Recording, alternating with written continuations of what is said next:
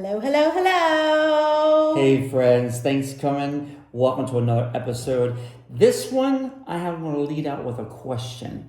How many of you have racked your brain and done everything you think you can do and still you're frustrated because it's not turning out the way you want?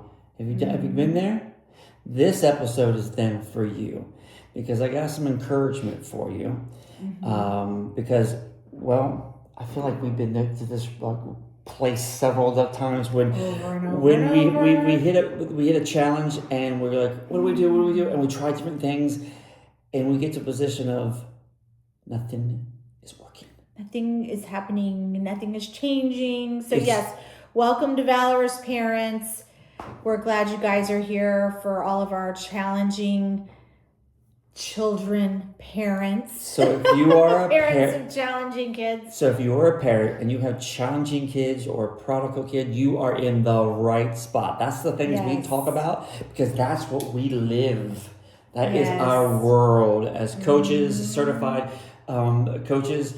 That's where we live, and right as now, parents, right now. And so this is first-hand experience. And I'm telling you, we were talking about this is a topic that just brings frustration. Is when you feel like you literally have done everything, and you what you think is you tried every possible source, you tried everything away, and nothing's moving the needle. Yeah, like it's so frustrating. Oh, it's like. When you feel like you're hitting a brick wall. You're praying, you're doing all the things, you're reading the Bible, you're playing, all of the praise and worship songs, and you're singing them in the car, and all this stuff, right? You're doing all the things right, and it doesn't seem to be working. Like it doesn't seem like anything is happening, and I'm sorry, but that can be really frustrating. And I've even had moments where I feel like I'm just yelling at God going, hello up there. Are you paying attention down here? Hello. And that happens long enough. Getting frustrated, right? Yeah, you think, this is never going to change. Why even try? Because it goes on long enough. But you can fix this right now. Why aren't you? Yeah. It gets frustrating. Exactly. So that's what we're talking about today. We so get it. And here's, I'm going to give you a verse that is both encouraging and frustrating at the same time. You ready? When you have done all, stand. Or be still and know that I am God. That's your favorite verse. There's another one. Oh my word. Oh. Every time we turn around, that verse seems to I pop don't up want for her. I don't want to say that I have a Bible verse that I don't like. But that one, I'm just going to say it gets on my nerves. Okay, am I allowed to say a Bible verse gets on my nerves? It does. You just did. It does. That verse annoys me, you guys. If anybody knows me, which many of you do, I don't be still. That is not in my makeup. No, it's not in your makeup. That is for sure.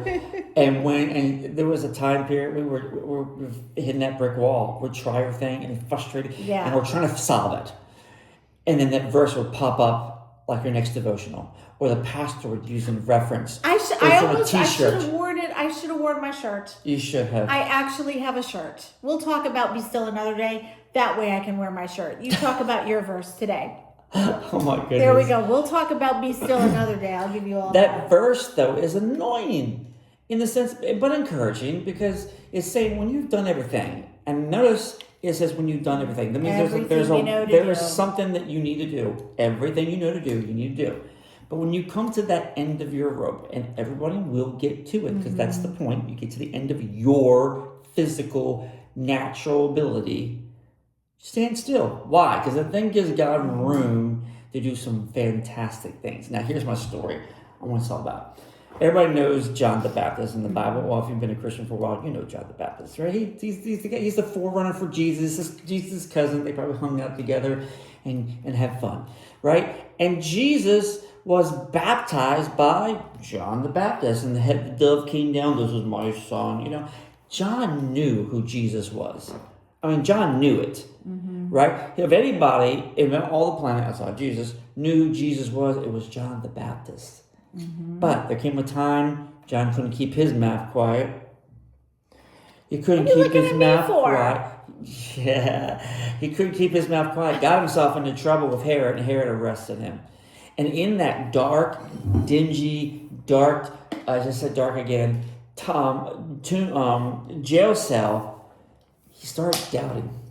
And he got his disciples, I don't know how, he said, hey, I need you to go ask Jesus. And he says this, are you the one, or shall we look for another?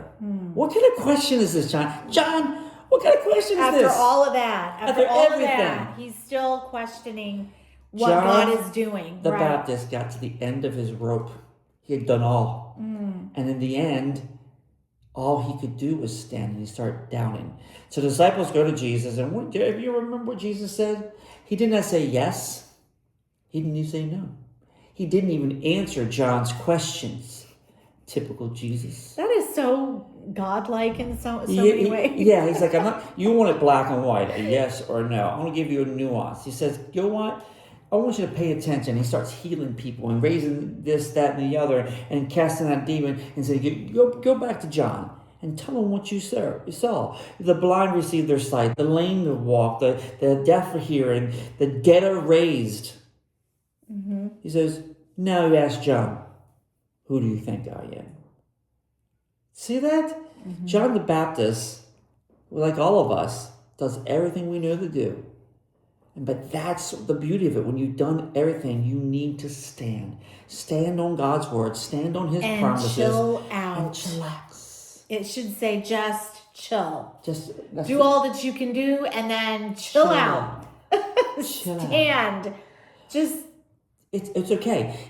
When you are weak, God is strong. When you get to the end of your rope, it leaves God the ability. I think God says this. This is Brent theology. I think God waits for us to do everything we want to do. And this is, are you done? Have you worn yourself out? Have you worn yourself out? Is it time? Are you ready to let me do something? Oh, you got some more to do? Okay. It's like a little child. Remember when we used to let our daughter, she would go over and stay with my parents, and my mom didn't realize I remember this one particular story. After a while, we told her when to put her to bed, but apparently this one night we forgot to tell her when she was supposed to go to bed.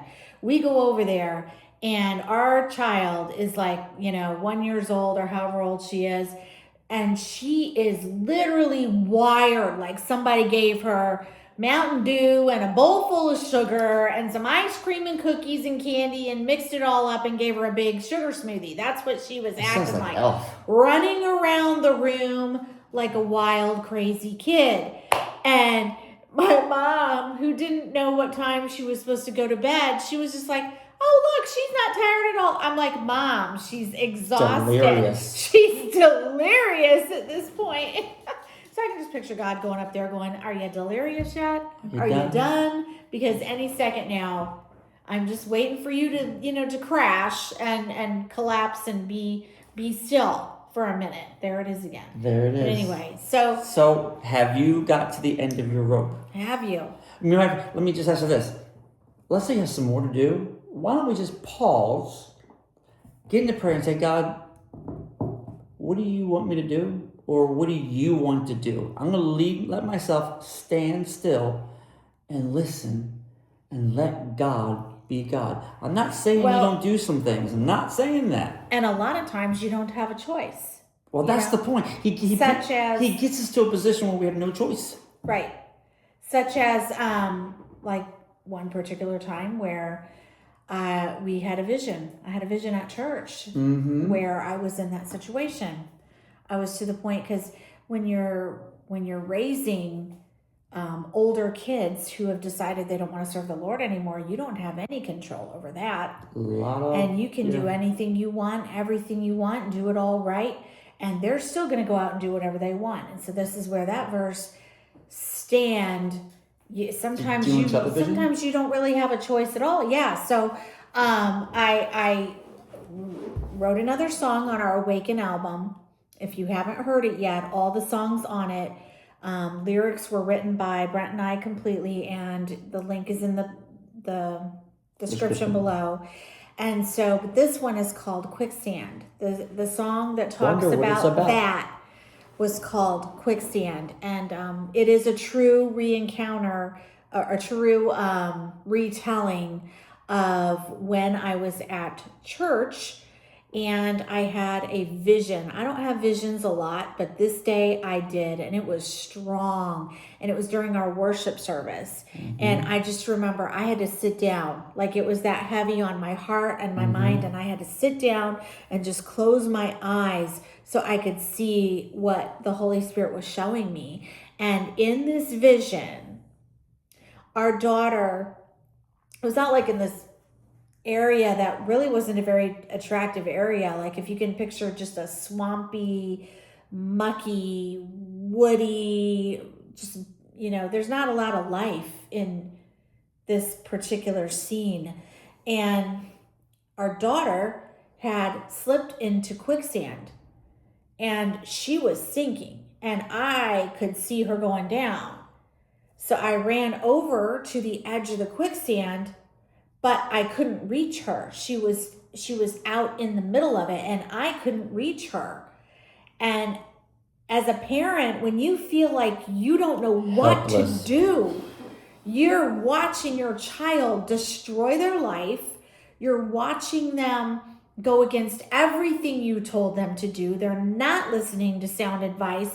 They're not listening to anything you say. And they are extremely, mean and just toxic. Every time you talk, it's hurtful. Everybody leaves crying, or whatever, or yelling. And I couldn't reach her and I didn't know how to get to her. Mm-hmm. And in this vision, these two men, and I remember they were super tall too, like abnormally tall. Big like me, mostly. Yeah, that was exactly right. They were abnormally tall. And they walked right up to the edge of the quicksand. And I'm sitting there and I'm going, oh, okay, great. They're going to help. And finally, somebody taller than me who's not 5'2" and has longer arms can get out there and they can reach her and get her out, right? No. They stood there. And she kept going further and further and further down. And pretty soon, her head was gone. And it was like the whole creepy thing that you always see on the movies where it was just a hand sticking up. And so her hand is sticking up, but I can't see her face anymore. So now it's like, oh, great. Now she's suffocating under there, right? And meanwhile, these men are standing there talking to each other, but their mouths are not moving. It's like they're what do you call that? When you're telepathy? Yeah. You can read your mind. And they're like speaking to each other, but they're not using any words out loud. So I'm watching these guys and I'm going, these guys are not human. They're super tall. And it needs to be pointed out, they were attractive men. Okay, so they were beautiful men. You know what I'm saying? Mm-hmm. Okay, not like that. Okay, so they were very attractive, tall men. And I'm like, these guys aren't human. So at that point in the vision, I'm like, these are angels. But the weird part was, and this is what struck out to me in the vision, was they were not worried. They were just standing there. Like, it was like they were butterfly watching. Oh yeah, there's a nice one. Oh, look at that one over there. They were just so calm. They weren't smiling. They were serious, but they just stood there. Like they were just waiting for something. Right. And I was getting upset. I'm like, what are they Why are we all just standing around here? My child is sinking under the quicksand and everybody's okay with this? I'm like, what are we doing here? Right. Save her. Like, I'm getting panicky. I'm the mom. I'm getting panicky, and I'm like, nobody's doing anything. And yet they're just calm. They're calm. And it felt like it took a long time. And I couldn't see her anymore. Her hand went completely under the quicksand. She was gone. But they were staring into the quicksand. Like like Superman, like they could see through it. Right. And they were looking into the quicksand, like they could see everything that was going on down under there. And they just stood there, just watching calmly, and I'm completely confused. Like, what just happened, you know?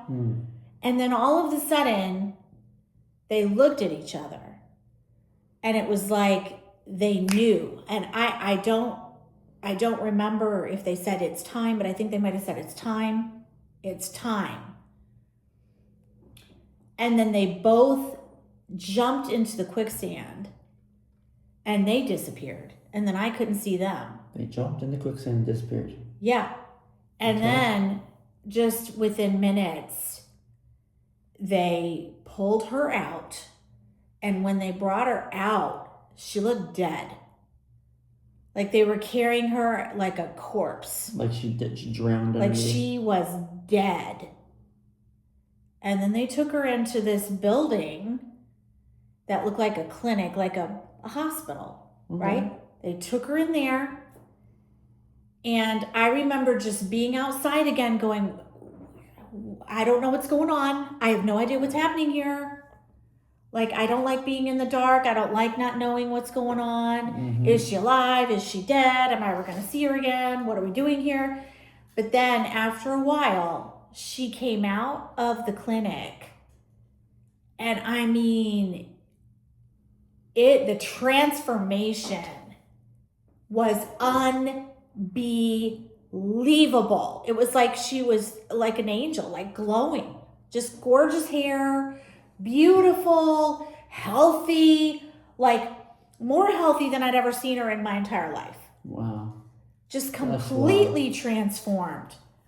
That's wild. And I remember just, like bawling because I was like just amazed that I had been in a panic. I was upset. I was angry. Why aren't you doing anything? Why aren't you standing there? And the whole time, they weren't worried at all. They were waiting for the right moment. They knew exactly how deep and how far she was going to fall. And when she got to that point where that was the end of her journey of falling into sin, that was the end of it, they knew where that point was. Right. I wish they would tell me. But what stage are I we wish in? they would tell me. But they don't. God doesn't tell us. He doesn't say, okay, you got like 5 more years left of hell on earth here, and then your son's gonna come back, or you got 10 more days and your daughter's gonna call you. He doesn't tell us these things. No. It is a blind trust journey. And for people like me who don't like to be still, and I'm a planner, and I don't like to not know what the future is. I like to plan, I like to know, and it is hard. That trust journey and that standing, when you've done everything, just standing there. I'm not a stander. I'm like, no, let's get this done. Let's move. What do we got to do next? Right. That's me telling me to stand and wait and trust that somebody else is taking care of things that I can't see. No, that's not fun. It's terrible. But we got to do it because sometimes we don't have a choice. Yep. That is so true. When you come and done your all, stand. Yeah. Look, it's not popular to say stand because we want to try and fix it, especially for the guy. We want to fix it. Like if it was me, I'd be like, give me a branch. I'm going to try and throw it over into the quicksand. I'm going to dive in myself. All those things you want to think of. But there comes a point when you have done all. And the other person, your child with the free will, and they're doing other things that because they're free will they're doing, you need to trust in God. And that's hard. But our encouragement is to trust in God. When you've done your all, stand. Because you serve a king who loves your kids more than he loves than you love your kids. He's their daddy first. And he loves and he's going to do whatever it takes. That's him. And you can trust Yeah. him with their kids. And here's something else to note about that vision is they never left her side. They're still watchful. They never left. I'm getting choked up. They never left her. They never took their eyes off of her. God was watching her the whole time. Mm-hmm. He had a plan. He never left. And so even when your child is sinking through the mud and all the grime and junk that they are covering their body with and their lungs and everything else, you know, God doesn't leave them. They leave God, but he doesn't leave them. Ever. He never leave us nor forsake us. Yeah. Guys, we understand it's hard. This is why we created a community on Facebook and on school. Links are below. We'd love for you to join. We have lessons. We have things. We have online coaching. We're going to be going on one-on-one coaching soon. There is bunches of resources. Yeah. There's people like you going through similar situations who are at the same place where they've done everything they know to do and they're having a hard time standing still. That's you. Join the community. Get around like-minded people who can encourage you, who may tell you something else you haven't done. Like, have you tried this? Oh, they were doing that. And you can go try that. And check out the Quicksand song. Yes. You can hear the song in the link below. Share this with people. Yes. If you know That's the somebody, best gift you can give them. Yeah, somebody who's got a challenging kid, somebody who's got a prodigal child, somebody who has a child from foster care, adoption, trauma, disabilities, whatever, you're raising your grandkids and they've got issues, whatever. You know somebody that is a parent that is about to pull all their hair out because they are so stressed. This group is for them. That's right. And we love our group. We love our support. Y'all, it's amazing. They are the best people on the planet. Lots of good people. We all got each other. We just had somebody call us tonight and say, hey, I know you guys are struggling. I got your back. I got your back. Pretty cool. That's what somebody called us and said. So we're going through this just like you. And we're not leaving you. You join the team. Let's do it together, guys. Look, we love you. Like, share, subscribe, all that fun stuff. Until next time. Bye. See you later. Bye-bye.